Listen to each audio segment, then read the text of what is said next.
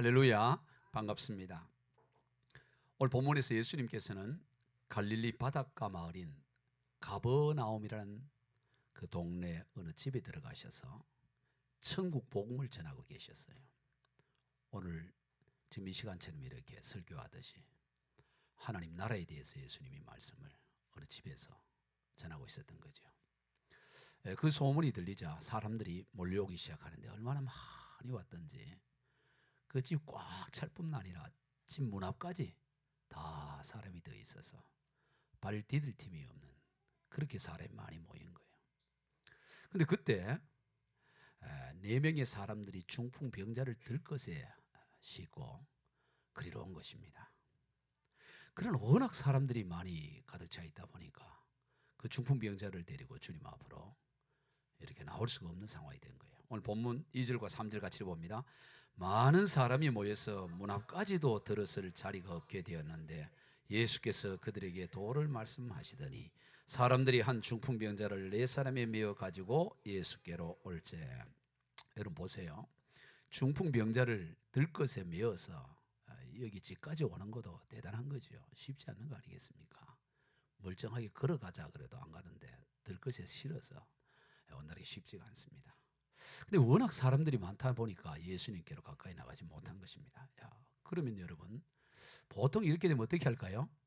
여러분이 그 중풍병자를 들것에 실어 교회까지 왔는데 워낙 사람이 많아. 발 디딜 틈이 없어요. 그러면 어떤 반응을 할까요? 아마 첫 번째는 그 사람들에게 양해를 구하겠죠. 좀 자리 좀 비워주세요. 중환 환자입니다.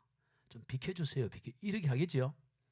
아니면 아이고 오늘 사람 너무 많아 안 되겠네. 돌아가야 되겠다. 이러거나 그러지 않겠습니까? 보통은. 어쩌면 틀림없이 아마 제 생각에는 좀 자리를 비켜달라고 양해를 구했을 것 같아요. 그러지 않겠어요? 꽉 차도 너무 중환 환자니까 좀 부탁합니다. 그런데 거절을 받지 않았을까? 아니면 아예 그런 시도도 하지 않고 아이고 안 되겠구나. 이렇게 돌아가야 되겠다. 아마 그런 상황이 있겠죠. 그런데 바로 그 순간에 그 환자까지 합쳐 5사람이죠. 그 중에 한 사람이 번뜩 생각이 떠오른 거예요. 우리 지붕으로 올라가면 되겠다 이 생각을 한 거예요. 지붕으로 올라가서 지붕 뜯으면 되지 않겠냐 이런 생각을 한 거예요. 자 보세요. 이 4사람이 이 중풍병자를 메고 올 때 만약 사람이 가득 차서 들어갈 수 없으면 우리 올라가서 지붕 뜯고 내리자 그렇게 결의하고 그래서 왔겠죠? 그러지 않겠죠? 그건 예상하지 않았던 거라고. 근데 막상 와보니까 지금 들어갈 수 없는 거예요. 자, 그러자 4명이 동시에 지붕이다 그랬겠어요? 그러지도 않았을 거 아니겠어요? 틀림없이 누군가 한 사람이 먼저 아이디어를 냈을 거라고. 지붕 있잖아, 지붕. 지붕 올라가서 지붕 뜯자 이랬다고. 만약 그때 단 한 사람이라도 아니 말도 안 되는 그런 소리를 하냐. 그런 무모한 짓을 해. 예수를 믿어도 제대로 믿어야지. 너 그러다가 그 재물 손괴죄로 처벌받으면 어떻게 할 거야? 하고 이렇게 누군가가 브레이크를 걸으면 이 일은 이루어질 수 없는 거예요. 그런데 오늘 본문에서 어떻게 합니까? 틀림없이 누구 한 사람이 그 창조적인 생각을 냈을 때 나머지 사람들이 거기에 동의를 했다라는 거예요. 동의. 그래, 그럼 한번 해보자. 지붕 올라가서 지붕 뜯어보자. 이렇게 동의를 한 거예요. 여러분 바로 이 사람. 이 한 사람 그리고 나머지 동의한 사람 이들을 뭐라 그러냐? 역사를 만들어 가는 사람. 영어로 히스토리 메이커야. 한번 영어 해볼까요? 히스토리 메이커. 예, 역사를 만들어 가는 사람. 역사를 만들어 가는 사람. 역사를 만들어 간다고. 여러분 우리가 믿는 하나님은 창조주 하나님입니다. 창조주 하나님께서는 오늘도 믿음의 사람들을 통해 창조 역사를 행하고 계신다는 걸 기억해야 돼요. 그저 창세기 1장에서 창조 역사하고 그 다음부터는 발장 끼고 그냥 어떻게 역사가 진행하는가 구경만 하고 계시는 게 아니라 우리 하나님은 창세기 1장부터 창조주 하나님이시기 때문에 오늘 또 창조 역사를 행하고 계신다 이 말이에요. 근데 누구를 통해서 그런 창조 역사를 행하시느냐? 믿음의 사람들.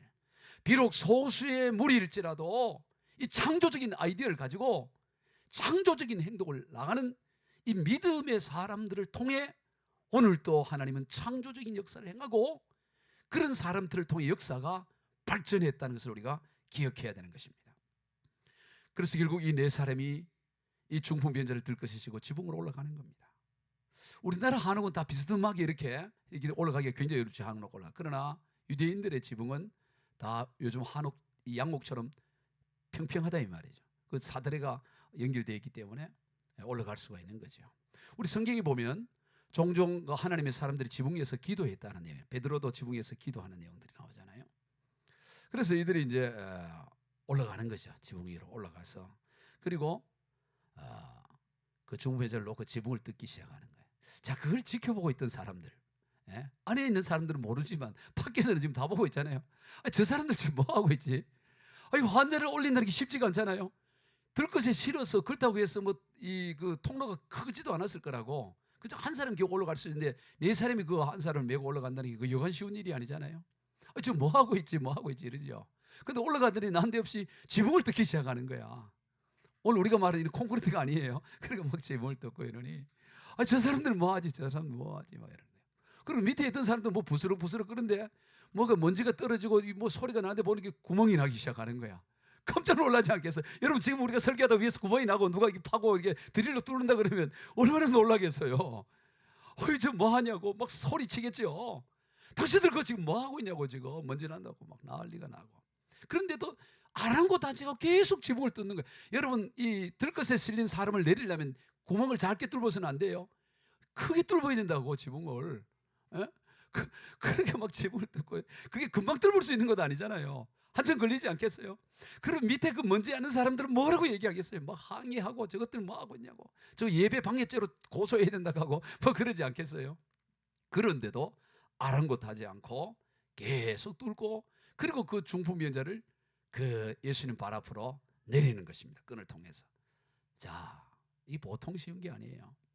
이 우리가 그냥 기록되어 있으니까 그러지만 막상 이 현장에서 이런 거를 행동화한다? 이건 정말 쉽지가 않는 거예요. 자, 그런데 더 놀라운 것은 그 모습을 주님이 계속 지켜보고 있어요. 주님이 계속 지켜보고 있다고. 여러분이 뚫는 게 금방 뭐 1, 2분 만에 뚫어요?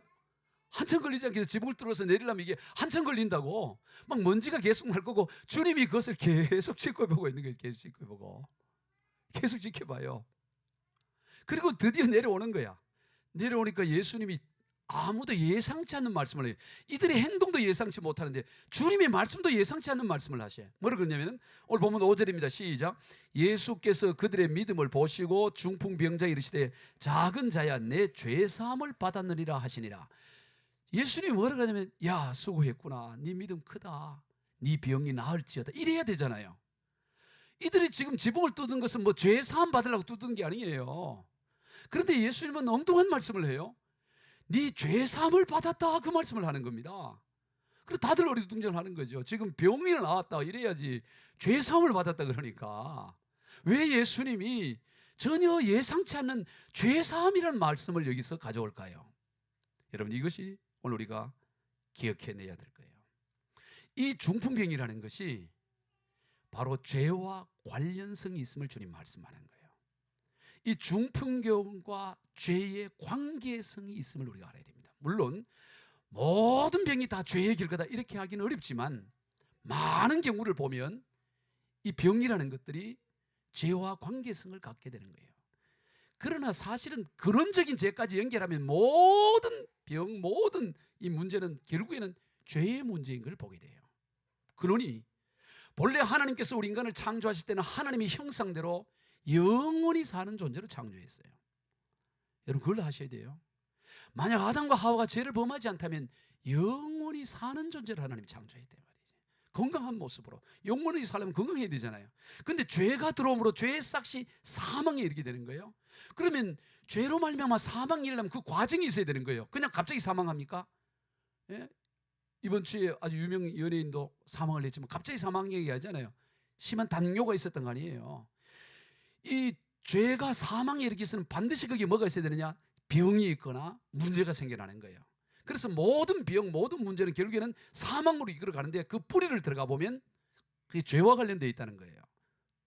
직접적 죄와 관련되어 있지만 더 깊이 들어가 보면 모든 것은 다 죄로 말미암아 생겨나는 거예요. 그 죄 때문에 문제가 생겨나고 그래서 죽음과 사망이 이르게 되는 것이죠. 자, 예수님께서 그렇게 하는 이 모습. 그래서 오늘 우리 야고보서 5장 16절도 한번 봅시다. 시작. 그러므로 너희 죄를 서로 고백하며 병이 낫기를 위하여 서로 기도하라. 의인의 강구는 역사하는 힘이 큼이라. 이런 병을 치료하고 사역을 할 때 죄 문제 회개부터 해라 이런 얘기예요. 왜? 그 병이 어떤 병이든 간에 근원적인 원인은 죄로 말미암아 온 거다. 아담과 하와로부터 모든 죄가 결국은 이 병을 가져왔고 이 병의 결과로 죽음이 이렇게 왔기 때문에 죄 문제를 돌아보라 이 얘기를 하는 거죠. 그래서 예수님이 육신의 몸을 입고 근본 하나님이신 예수님이 이 땅에 육신의 몸을 입고 이 죄 문제를 해결하기 위해 이 땅에 오신 것이죠. 그래서 예수님 먼저 이 중풍병자에게 병이 나았다 선언하지 않고 내 죄 사함을 받았다 이렇게. 이 죄 사함이라는 것은 직접적일 수도 있고 아니면 포괄적으로 근원적일 수도 있는 죄인 거죠. 자, 그 얘기를 들으니까 사람들이 웅성거리기 시작하는 겁니다. 아니 도대체 죄를 사하는 것은 하나님만이 할 수 있는데 저 사람이 지금 하나님을 모독하는 신성 모독을 하고 있구나 그렇게 중얼거리는 거죠. 그때 예수님께서 그들의 그 속 마음을 아시고 이런 말씀합니다. 본문 9절입니다. 시작.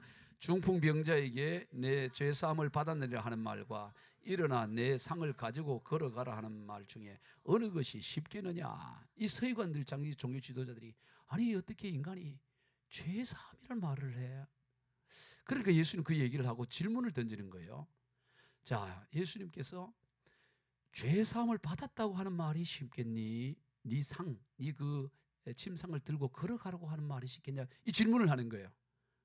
자, 여러분 한번 오늘도 질문해 봅시다. 나는 이 죄사함을 받았다 하는 말이 쉽다.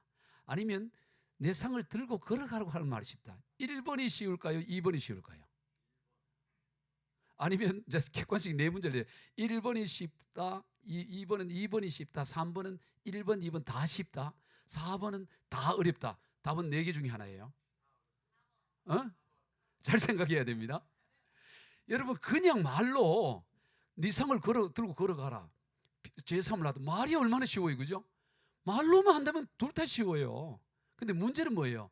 그 말로만 있어서는 안 되고 그게 뭐가 돼요? 실제화되고 능력이 돼야 되잖아요.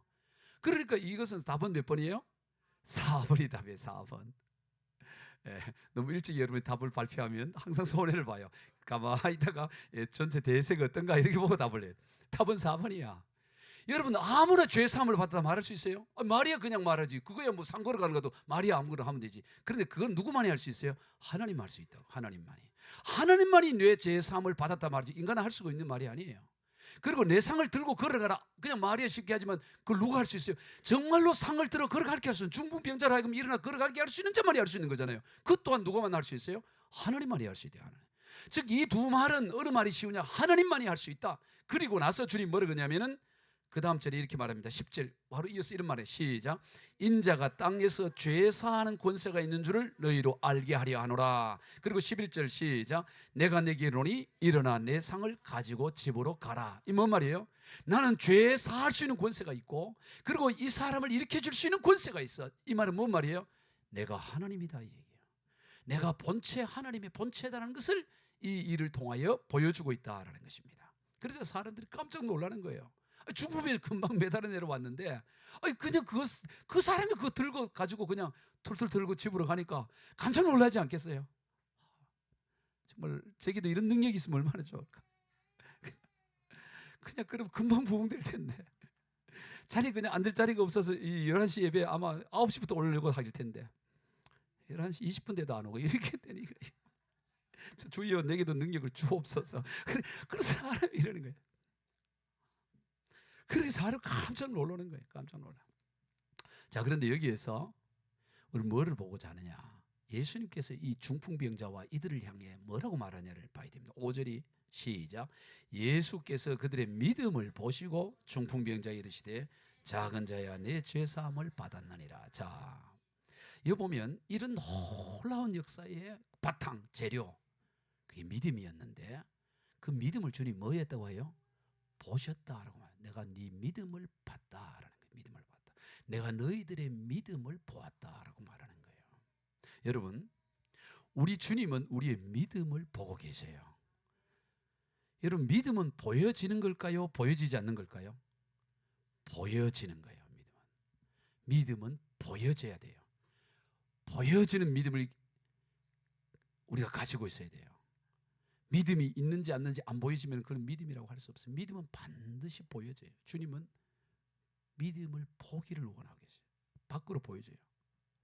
오늘 본문에서 보면 이 병자를 메고 온 이 네 사람이 중풍 병자와 어떤 관계인지는 기록이 없어요. 뭐 가족 관계인지, 친구 관계인지, 아니면 자기 형제들인지, 자식들인지, 이 네 명이 누군지는 나와 있지 않아. 근데 분명한 것은 이 네 사람, 또 이 중풍 병자, 이 다섯 사람은 확실한 믿음이 있어요. 어떤 믿음이에요? 예수님께 나아가면 치료함을 받는다. 이 믿음이 있어요. 이 믿음이 있었다는 거예요. 예수님께 나가기만 하면. 괜히 막 지붕 뚫고 갔다가 낫지 않으면 어떻게 되겠어요? 그 변상해 줘야 되잖아. 뚫으면 변상해 줘야 되고, 동네 사람들마다 저것이 저 정신 잃었다고 손가락질 당하고, 이거 얼마나 낭찬 일이겠어요. 괜히 매달았는데 아무 일이 일어나지 않으면. 그런데 이들은 어떤 믿음이 있었냐? 예수님 앞에 나가기만 하면 이 중풍병에서 낫는다라는 믿음이 있었어요. 이 믿음만 있었던 것이 아니고 뭐가 있었냐? 사랑이 있었습니다. 여러분, 이 낫는 믿음이 있어도 사람들이 많고 장벽이 있으니까 여기까지 이럴 수 있었는데, 사랑이 있게 되면 뭐예요? 사랑이 있으면 길이 보여요. 보이지 않던 길이 보입니다. 그래서 어떤 게 보이냐? 이 환자를 어떻게 하든 낫게 해야 했던 그 사랑이 지붕으로 올라가게 했던 것을 봅니다. 즉 이들에게는 믿음과 사랑이 있었어요. 그러니까 어떤 장벽도 돌파하고 나가는 것을 보게 되는 것입니다. 그래서 장벽을 무너뜨리고 그 믿음의 역사로 나가는데, 그러는 데 있어서 주님은 뭐를 원하느냐? 이들의 믿음을 밖으로 드러내기를 기다리고 계셨다라는 거예요. 오늘 자꾸 질문하는데 또 하나 질문해 볼게요. 자, 이 중풍 병자를 들것에 실어서 네 사람이 여기 지금 오고 있을 거 아니에요? 예수님 앞으로 왔는데 사려 꽉 찼어. 근데 밖에서 지금 이거 어떻게 해야 되나, 돌아가야 되나, 이거 뭐 금방 바로 지붕 이렇게 하진 않았을 거 아니겠어요? 그 모든 전개되는 상황을 예수님이 알았다 1번, 몰랐다 2번. 몇 번일까요? 예수님이 그 모든 상황, 지금 이 상황들을, 이들이 지붕으로 올라가고 있는 거, 이 상황을 알았을까요, 몰랐을까요? 당연히 알았겠죠. 그러면 우리 생각에는 예수님이 지금 사람들이 지금 들것에 메고 오고 있으면 다 좀 자리 좀 비켜줘. 저 중환자 환자 있어, 빨리 이리 오게 해. 빨리 베드로 가서 빨리 그 사람 데리고 와. 이래야 되겠죠. 근데 예수님은 마치 모른 것처럼 가만히 계셨어요. 저들이 지붕으로 올라가서 그 지붕을 뚫을 때까지 가만히 계셨다는 걸 우리가 주목해야 되는 것입니다. 우리는 주님 앞에 가까이 왔어요. 근데 주님은 내 사정 모르는 것 같아. 모르는 것 같다고, 지금 상황을. 근데 주님은 그 모든 상황을 지금 사실은 다 보고 계시고 있다는 사실이에요. 그리고 왜 예수님께서 저들의 저 절박한 상황을 아시고 길을 좀 터줘라 그러고, 아니면 예수님 그 사람 앞으로 걸어갈 수도 있잖아요. 잠깐 있어봐, 내가 좀 나갔다 올게. 그리고 그 밖에서 이 사람을 어떻게 만날 수도 있잖아요.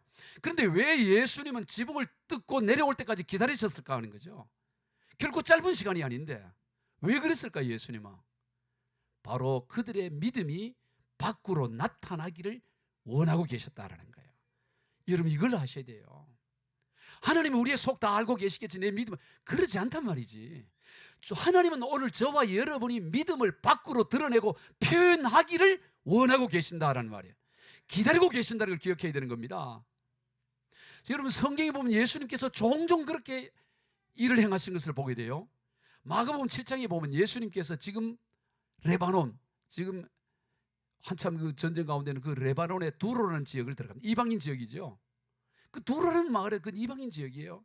거기 갔을 때 한 여인이 예수님과 와서 땅에 엎드려 간구를 합니다. 우리 딸이 지금 귀신 들려서 지금 고통당하는데 우리 딸 좀 고쳐주세요, 이렇게 요청을 해요. 이방 여인입니다. 그랬더니 예수님께서 뭐라고 대답하시느냐? 마가복음 7장 27절 시작. 예수께서 이르시되 자녀로 먼저 배불리 먹게 할지니 자녀의 떡을 취하여 개들에게 던짐이 마땅치 아니하니라. 아니, 이 두로 여인을 뭐라고 말해요? 개라고 표현하는 거예요. 여러분, 이 개라는 건 우리나라도 그렇고 외국도 그렇고 어디나 그 어감이 좋지가 않아요. 이 개 같아 이러네. 그러면 여러분 입장이 지금 딸이 지금 귀신 들려서 그래 고통스러워서 무릎 꿇고 그렇게 살려달라고 하는데 개라고 표현하면 보통 같으면 발끈하고 일어날 수 있잖아요. 뭐 개에게 한번 물려볼래? 뭐 이러면서 막 이렇게 대들 수도 있잖아요. 그런데 예수님이 그렇게 표현했는데 이 여인이 그 다음 반응이 뭐랍니까? 자, 28절 시작. 여자가 대답하여 이르되 주여 옳소이다마는 상 아래 개들도 아이들이 먹던 부스러기를 먹나이다. 야, 그 주님의 그 인격 모독적인 발언이잖아요. 어떻게 개라고 표현해? 그래도. 근데 이 여인은 주님 옳습니다. 그러나 개들도 주인상에 떨어진 부스러기를 먹지 않습니다. 그래요. 그랬더니 마태복음 15장에서 뭐라고 하냐면 내 믿음이 크도다. 네 소원대로 되리라. 그런 표현이 나와요. 오늘 이 마가복음 7장에는 그 부분이 생략되어 있지만 같은 본문인 마태복음에서는 내 믿음이 크다고 그 여인을 칭찬합니다. 그리고 네 소원대로 네 딸이 병에서 귀신이 쫓겨나갈 것이다 그래요. 자, 그래서 마가복음 7장 29절 3절 시작. 예수께서 이르시되 이 말을 하였으니 돌아가라 귀신이 내 딸에게서 나갔느니라 하시며 여자가 집에 돌아가 본즉 아이가 침상에 누웠고 귀신이 나갔더라. 주님은 어떻게 보면 인격 모독적인 은사를 한 그 이유가 어디에 있느냐? 이 여인의 믿음이 밖으로 나타내기를 원하셨어요. 예수님께서 이 두로 지방에 찾아간 이유도 이 여인 만나려고 간 거예요. 사실은 주님이 다 알고 계셨던 거예요. 그런데 그 여인에게 그 매몰차게 그렇게 말씀하신 이유는 뭐냐? 그 장벽을 뚫고 믿음으로 너의 것을 나타내 보이라고 말씀한다 이 말이에요. 여러분 오늘 이 시대도 마찬가지입니다. 하나님은 오늘 우리에게 우리의 믿음이 우리 속 안에만 물러있지 않고 밖으로 나타내 보여지기를 기다리고 원하고 계신다는 것을 알아야 되는 거예요. 그래서 오늘 우리는 도대체 주님이 이 상황 알고 계시냐 말이지. 왜 내게만 이러냐? 절망할 것이 아니라 그 상황 가운데서 주님의 찬양하면서 내 사정 주님 알고 계심을 내가 믿습니다. 내가 믿음으로 이것을 행동합니다 하고 행동하는 신앙을 가져야 된다는 것이죠. 그러면 오늘 본문에서 이 중풍병자를 메고 온 이 네 사람은 누구냐 하는 겁니다. 물론 오늘 본문에서 이들이 구체적으로 누군지는 나와 있지 않지만 2000년의 세월이 지난 오늘날 이 사람들이 누군지는 분명해져요. 따라해 봅시다. 이 네 사람은 바로 저희입니다. 오늘 저와 여러분이 바로 이 네 사람이에요. 오늘 저와 우리 한국 교회가 이 네 사람 가운데 한 사람이에요. 이걸 기억해야 되는 것입니다. 오늘 우리들은 믿음으로 이 영적인 중풍병자들을 주님 앞으로 메고 가는 사람들이에요. 메고 가는 사람들.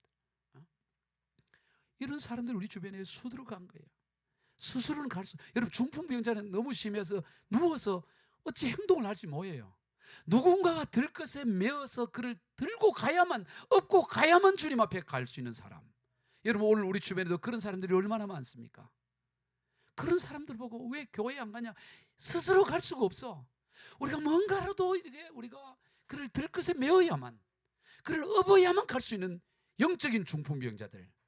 오늘 이들을 우리는 메고 주님께로 인도하는 이 네 사람이 바로 오늘 저와 여러분이다라는 거죠. 그러면 그들을 어디로 메고 가야 됩니까? 오늘 주님이 예수님이 어디에 있습니까? 에베소 1장 23절 시작. 교회는 그의 몸이니 만물 안에서 만물을 충만하게 하시니에 충만함이라. 예수님이 어디 있습니까? 예수님이 교회가 예수님이에요. 교회가. 여러분 교회를 시시하게 얘기하면 안 돼요. 천하의 가장 어리석은 인생들이 교회를 얕잡아 보는 거예요. 여러분 교회가 주님의 몸이라는 거예요. 주님의 몸. 이게 얼마나 귀한지 몰라요. 교회를 해야 하는 것을 주님이 용납하지 않습니다. 교회를 자신의 생각대로 해야 하고 그렇게 하는 걸 주님은 결코 용납하지 않아요. 교회는 왜냐하면 예수님의 몸이기 때문에. 오늘 이 교회로 주님이 그 영적 중풍병자들을 메고 나와서 그들을 고치고 치료하고 온전하게 걷게 해야 된다는 것입니다. 그런데 많은 장벽들이 있을 수 있어요. 그런데 그 장벽 가운데 제일 큰 장벽이 뭐냐? 오늘 우리 스스로가 그 장벽이 될 수 있어요. 틀림없이 중풍병자가 지금 누워 있는데 내가 그를 인도해야 될 이 네 명의 그 친구들이고 그 들고 가야 될 사람인데도 불구하고 내가 그를 나가지 못하도록 내가 그를 막고 있는 장벽일 수 있다는 사실을 기억해야 돼요. 얼마나 안타까워요. 내가 들어야 될 내가 장벽을 하고 있으면 어떻게 되겠어요? 장벽을. 그 장벽의 핵심이 뭘까요? 믿음에 대한 오해예요. 자, 여기서 또 하나 질문해 봅시다. 이 네 사람들 가운데 한 사람이라도 과거에 중풍병에 걸렸다가 예수님으로 말미암아 치료된 사람이 있을까요? 없을까요? 모르겠지만 제가 볼 때는 없을 거예요. 없다고. 이 네 사람 그리고 중풍병자 이 사람들은 그저 뭐를 듣고 소문 듣고 가는 거예요. 소문 듣고 가는 거예요. 그리고 어쩌면 소문 가운데 실제를 본 사람도 있을 수는 있겠죠. 그러나 직접 경험한 사람은 없었을 거라고. 그저 소문이라 듣고 소문. 예수님은 중풍 연자도 낫게 한다. 죽은 나사로도 살린다. 이 소문 듣고 간 거예요. 소문 듣고. 여러분, 소문 듣고 행동하는 데는 100% 믿음이 있을 수 있을까요? 없어. 소문 듣고 행동하면 항상 의심이 있게 돼 있어. 의심. 에이, 사실일까? 에이, 뭐 그렇게 의심이 있을 수 있다고. 그런데도 그 의심이 다들 있음에도 불구하고 주님께로 메고 갔다는 사실을 우리가 기억해야 돼요. 뭐냐면 오늘 우리 가운데도 영적 중풍 병자들이 있는데, 이 사람 해서 이게 될까? 이 사람 변화될까? 의심이 있는 거야. 내가 이 사람 데려갈 만한 내가 능력이 내한테 있나? 나는 그 정도 그릇이 안 돼. 의심이 우리로 하여금 그들을 들것에 메고 나가지 못하도록 만든다 이 말이에요. 나는 아직 멀었어. 나는 좀 더 은혜 받고 좀 더 일이 잘 되고 좀 더 해결이 된 다음에 이 사람을 들것에 들어야지. 나는 이 사람 들 만한 힘이 없어. 영적인 힘이 없어. 그래서 스스로가 그것을 포기하고 있대. 그게 자기의 장벽을 만들어, 스스로가. 그렇지 않다는 거예요. 이 네 사람들도 여전히 소문 듣고 그거 하나 듣고 그냥 신락 같은 믿음으로 가는 것입니다. 100% 믿고 가는 게 아니에요. 괜히 지붕 뚫었다가 정말 아무런 일이 일어나지 않을 수도 있을 수 있습니다. 100% 날 거나 확신이 있었겠어요? 그런 건 없어요. 오늘 우리의 신앙생활 가운데도 보면 100% 승리를 갖고 가는 게 아니라고. 하나님이 우리와 함께 하심을 믿고 믿음으로 순종하며 나갈 때 하나님의 역사가 나타난다 이 말이에요. 할렐루야. 이 믿음을 가져야 돼요. 그래서 뭘 하느냐? 믿음에는 먼저 승부수를 던져야 돼요. 여러분, 믿음이 그냥 되는 것 같아요? 막 저절로 막 믿어지고 그런 게 아니라고요. 상황 가운데서 승부수를 던져요. 따라해 봅시다. 믿음의 승부수를 던져야 한다. 그런 사람을 통해서 역사가 진보하는 거예요. 한국 교회도 그렇고 우리 교회도 그렇고 여러분의 인생도 그렇고 믿음의 단계에서 뭐를 해야 되냐? 승부수를 던지지 않으면 항상 그 자리야. 왜? 100% 그 100%는 없다니까. 의심이 있었지만 그러나 하나님을 믿습니다 하고 발을 내디딜 때 하나님의 능력과 역사가 나타나는 걸 보여요. 그게 신앙이라고. 1859년에 여름에 한 고개사가 나이아가라 폭포에 설치되어 있는 밧줄을 위를 이 미국 땅에서 캐나다, 그 나이아가라 폭포는 미국과 캐나다에 같이 걸쳐져 있잖아요. 그걸 세계 최초로 그 밧줄을 연결해서 나이아가라 폭포 위를 걷는 일이 있었어요. 언제? 1859년에. 그 사람이 누구냐면은 프랑스 출신의 고개사 찰스 블론딘이 나왔네요. 찰스 블론딘. 이 사람이 이 장대 18kg 되는 장대 하나 들고 밧줄을 연결해놓고 그 위를 걸어가는 거야. 안전장치 없이. 그렇게 이 사람은 이미 그 당시에 19세기에 그 유럽에서 이 외줄타기 이로 유명해서 아주 사람들이 그 사람 외줄타기 한다면 구름대처럼 몰려서 환호했던 그런 사람이 항상 이 도전을 하는 거예요. 도전. 그래서 세계 최초로 나이아가라 폭포를 한번 횡단하자라고 도전을 한 거예요. 그러니까 수많은 사람들이 구름대처럼 몰려드는 거예요. 이걸 보려고. 근데 이 사람이 이 높이가 48m 되던 그 높이에 한번 떨어지면 죽는 거 아니겠어요? 폭포니까. 그 걸어가니까 사람들이 막 환호를 하고 결국엔 건너오는 거예요. 그래서 사람들이 막 얼마나 좋아. 이게 아슬아슬하니까. 그러자 이 사람이 이번에 두 번째로 어디냐? 뒤로 걷기를 하는 거야. 뒤로 가서 터저까지 가는 거야. 그러니까 더 사람이 이번에 또 우리가 이제 눈 감고 걷기를 하는 거야. 그 사람들이 얼마나 막 여러분 아슬아슬할 때 얼마나 힘들어요.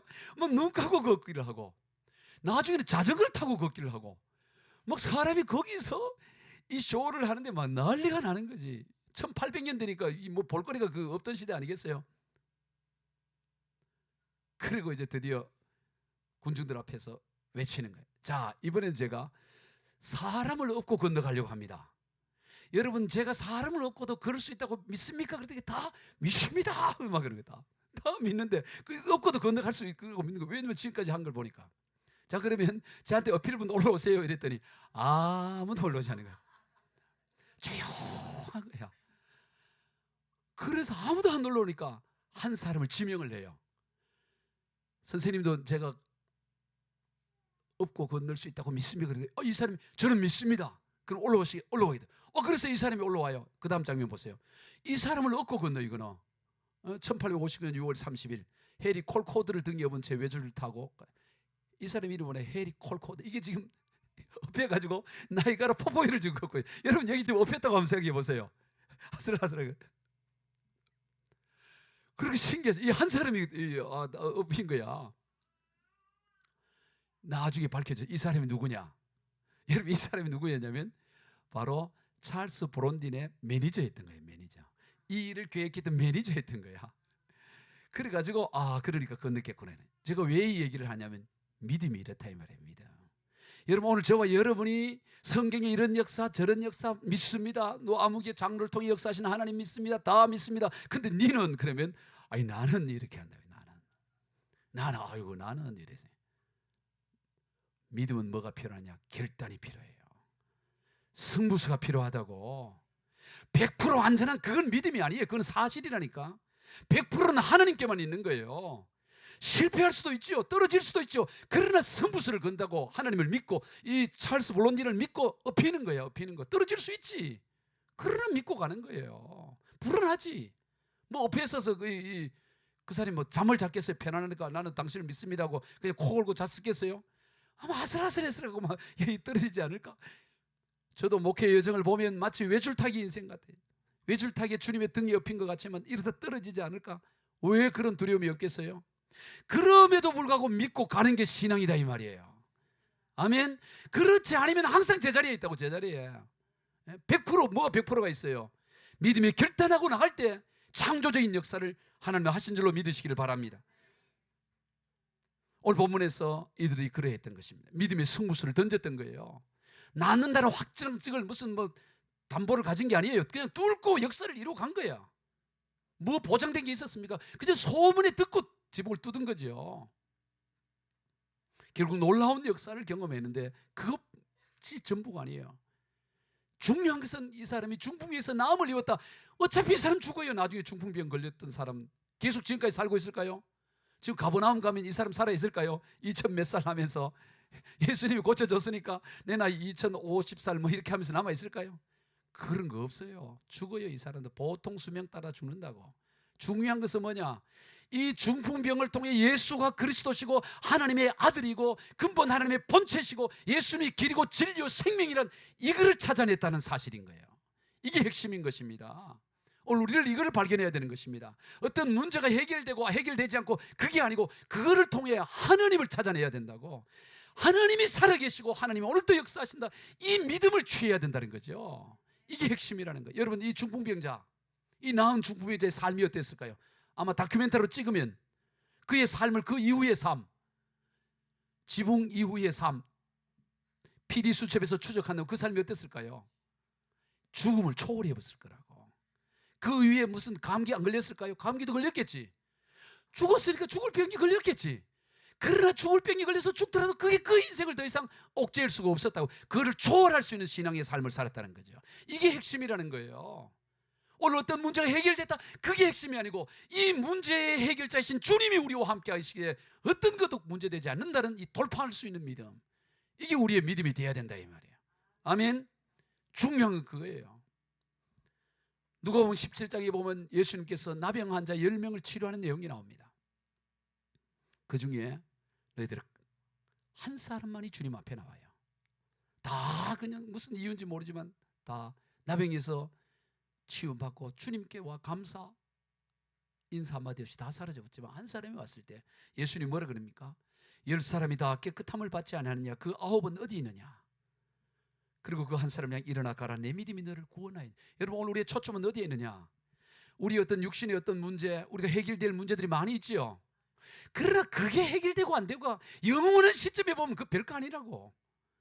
여러분 지금 그게 굉장히 큰 문제 같고 이게 내 인생이 달린 것 같지만 영원한 하나님 나라 앞에 서면 그건 아무것도 아닌 거예요 사실은. 정말로 중요한 것은 하나님과의 관계성이라 이 말이죠. 하나님이 나의 창조주 하나님이시고 내 인생의 주인이시고 그분이 길이요 진리요 생명이시고 내 인생이 그분 손에 달렸다는 이 믿음, 이게 핵심이라는 거죠. 이거 놓쳐버리면 무슨 의미가 있냐 이 말이죠. 다 사라져버리고 기억 속에도 없어질 것 아니겠습니까? 오늘 여러분에게서 예수님 어떤 자림을 매김하고 있습니까? 그저 내가 원하는 내 이 문제, 이 중풍병, 이걸 그저 치료하는 하나님, 그 정도가 돼서는 안 되는 거예요.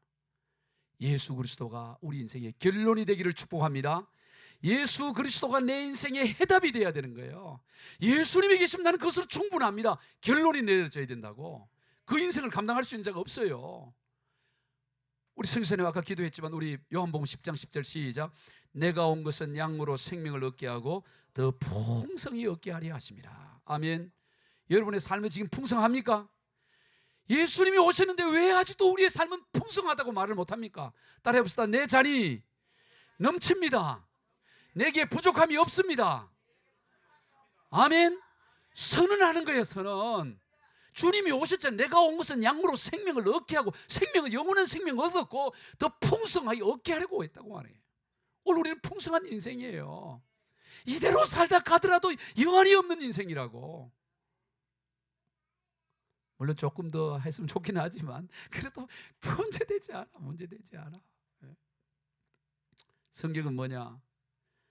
목자 없는 양과 같은 것을 하고 인생을 말해. 그런데 목자 대신 주님이 왔기에 우리 내 잔이 넘치나이다. 내가 부족함이 없습니다. 이렇게 얘기하는 거예요.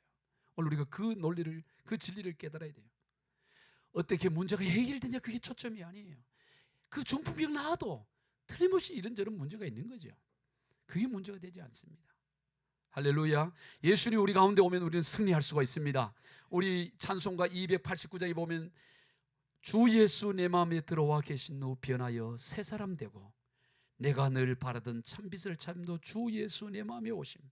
주 예수 내 마음에 오심. 주 예수 내 마음에 오신 물밀듯 내 마음에 기쁨이 넘치면 주 예수 내 마음에 오심. 여러분 주님이 내 마음에 오시니까 충분히. 내가 지난주에 우리 70이 훨씬 넘으신 80이까지는 아직 안 되고 70이 넘으신 우리 어느 여자 전사님과 식사를 하게 됐는데 그분이 자기 간증을 하는 거예요. 자기는 오직 예수님을 처녀 때 예수님을 믿고 주님을 사랑하고 그랬는데 집안이 다 불교, 무속 이러다 보니까 자기 아버지가 자기를 그렇게 미워했대. 쟤 때문에 우리 집이 어렵다 그러고. 그런데 계속 교회를 다니고. 그러니까 그 아버지가 어떻게 결론이냐? 아무 놈이라도 나타나면 시집 보내겠다 이런 거야. 막 거지가 나타나더라도 시집 보내겠다 이런 거야. 쟤를 내쫓으려고 그런 거야. 아버지가 그렇게 해서. 그래서 정말 가난한 거지 같은 사람이 나타났는데 그 사람한테 시집이 간 거예요. 갈 때는 물론 얘기를 했어요. 나는 교회를만 다니게 하면 아무것도 요구하지 않겠다. 나는 교회 신앙생활을 하면 당신이 돈을 못 벌어 와도 아무도 상관없다. 난 신앙생활만 내주면 나는 그거로 만족하겠다 이렇게 한 거예요. 그래서 이 남편이 허락을 한 거예요. 그럼 내 신앙생활 하게 해주겠다. 그런데 이 어디에 시집을 갔는데 보니까 집이 없어갖고 형님 집에 같이 사는 거예요. 형님 집에. 형님이 결혼하고. 그런데 이제 주일날 교회를 다니고 그러니까 형님도 다 교회를 다 그 집안은 시대가 예수를 안 믿으니까 교회 가는 걸 다 싫어하는 거지. 형님도 싫어하고. 그래서 남편이 그러더래요. 여보, 우리가 돈 좀 벌어서 밖에 따로 살면 그때 교회 내 가도록 이렇게 다 할 테니까 형님 집에 살 때만은 교회 안 다니면 안 되나 이래더래. 그러더니 이 벌이 나는 다른 거 원하지 않다 그랬지 않냐. 나는 교회만 보내달라 그랬는데 왜 나는 어디 나가고 아무 상관없다. 나는 교회 가야 된다 이러는 거예요. 그랬더니 이 남편이 그 집안에 있는 모든 그 가재를 다 부수기 시작하는데 난리를 내는 거예요. 다 부수고 이 부인도 이게 폭행을 해서 거의 죽을 정도로 팬 거예요. 다 부순 거야. 그런데도 이 분이 어떤 마음이 드냐? 너무 기쁘더라는 거야. 매를 맞아 지금 죽어가게 됐는데도 좀 더 그게 뭐 억울하고진 않고 내가 이제 주님 만나게 됐구나. 이제 주님 만나게 됐으니 너무 기쁘구나. 그러니까 막 그게 그 스데반의 마음을 이해된다는 거예요. 천사의 얼굴했던 스데반. 그때 그 하나님이 부어주는 마음이죠. 너무 기쁘더래요. 그래 이제 내가 죽어서 이제 주님 앞에 가게 되었구나 이 마음이 들어가지고 마지막 유언을 했대요. 쭉 가면서 이제 막 사람들이 몰려왔을 거 아니겠어요? 아무개 집사님 좀 불러달라고. 아무개 어디 불러달라고. 그 병원에도 이송하지 않고 그래서 누구를 불러온 거야. 불러와서 오니까 그 사람 예수를 믿는 사람이니까 나 이제 천국 가는데 내게 찬송을 불러달라고. 찬송을 불러달라고 해야 돼요. 그 찬송이 뭐냐? 내 주를 가까이 하게 하면. 그래서 이 여집사님이 그 옆에서 내 주를 가까이 하게 하면 십자가. 이제 나는 저 죽어가는 거야. 나는 기쁜 거예요. 이제 죽어도 주님 앞에 가게 되니까. 죽었을까요? 살았을까요? 살았잖아요. 살았으니까 70 넘어서 나랑 밥 먹으면서 대화를 했지. 그런데 그 결과 어떻게 됐을까요? 이분이 집안에서 결국 손을 들지 않게 신앙생활을 한 거예요. 하나님 우리가 너무 잘생겨 이러니까 그 시숙이 남편의 형님이 뭐라 그러냐 다 불러놓고 오늘부터 우리 제수심 있는 하나님 믿기로 했다. 그래서 제수 없애고 다 없애고 우리 제수님 제일 크니 우리는 이제 제수심 있는 예수 믿자. 그래갖고 다 예수님을 믿은 거예요. 그래서 그 집안에 목사가 5명이 나왔대. 할렐루야. 이야 너무 귀하잖아요. 자기도. 그래서 그 남편 내가 몇 번 같이 밥도 만나 먹었는데 나는 그 옛날에 그 못된 남편인 줄 몰랐어. 사람이 워낙 이게 후덕해 보이고 이게 사람이 좋아가지고 내가 항상 장로님하고 이랬는데 이 인간이 그런 짓을 했어. 새로운 정보를 이제 캐내가지고 다음 만나면 내가 한마디 하려고 그래요. 그러나 지금 그분 남편 장로 됐고 집안 다 예수 믿고 할렐루야. 여러분 정말로 우리가 하나님을 찬양하고 예수를 믿으면 변화가 되는 거예요. 변화. 대가를 치를 생각을 해야 돼. 대가. 여러분 보세요. 그 위에 지붕을 뚫을 때 뭐까지 계산할까요? 지붕 뚫어놓고 나왔으니까 이제 모른 척 할까요? 비 오는 거 비 다 맞았는데 수리를 해줬겠죠. 당연히 해줬겠죠. 비용 그죠?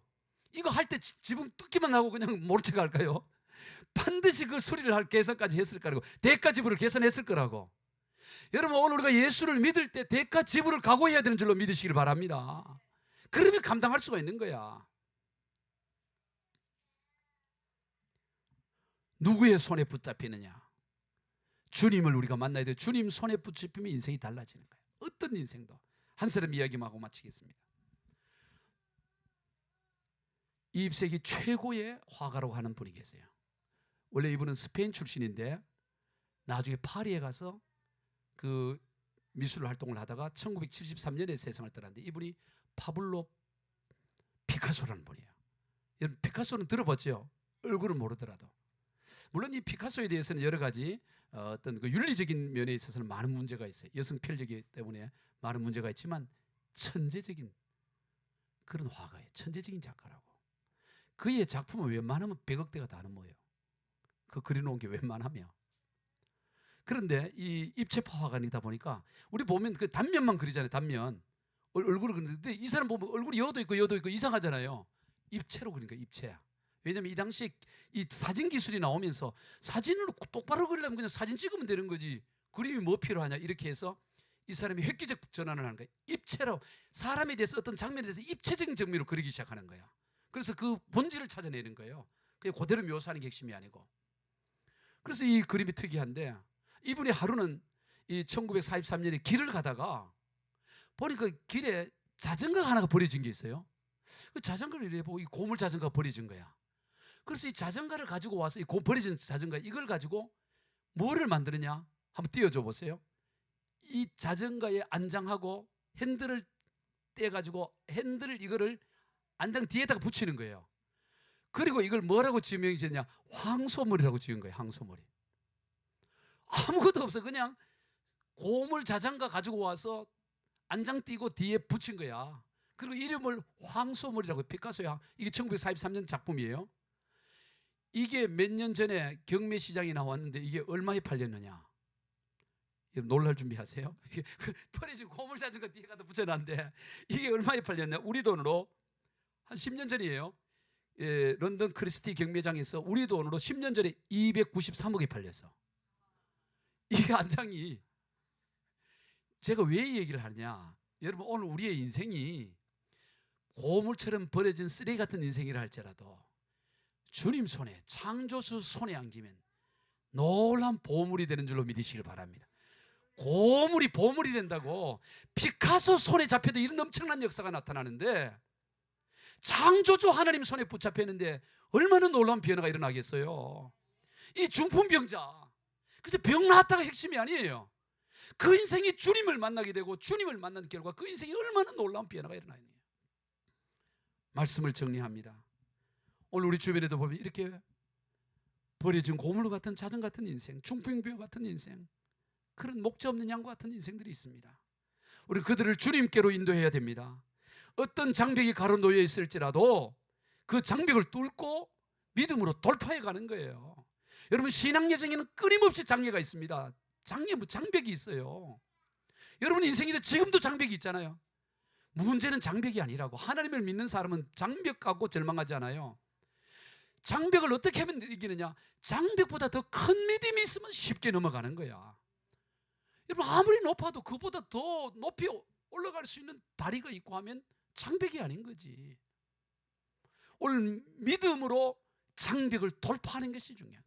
장벽 앞에서 절망하지 말라고. 장벽 없애려고 해결할 거 없어요. 장벽을 돌파할 수 있는 믿음을 주시옵소서. 내게 큰 믿음을 주시옵소서. 창조적인 믿음을 주시옵소서. 그렇게 나오면 돌파할 수가 있는 것입니다. 우리 모두 그러한 인생과 삶이 되기를 주 예수 그리스도 이름으로 축복합니다. 기도하겠습니다. 하나님 아버지, 감사합니다. 오늘 누구의 손에 붙들리느냐에 따라 전혀 다른 인생이 되는데, 온 우주 만물을 창조하신 주님의 손에 붙들림 받아 날마다 창조적인 역사를 이루어가는 그런 인생들 되게 하여 주옵소서. 감사하고 축복하며 예수님의 이름으로 기도하옵나이다. 아멘.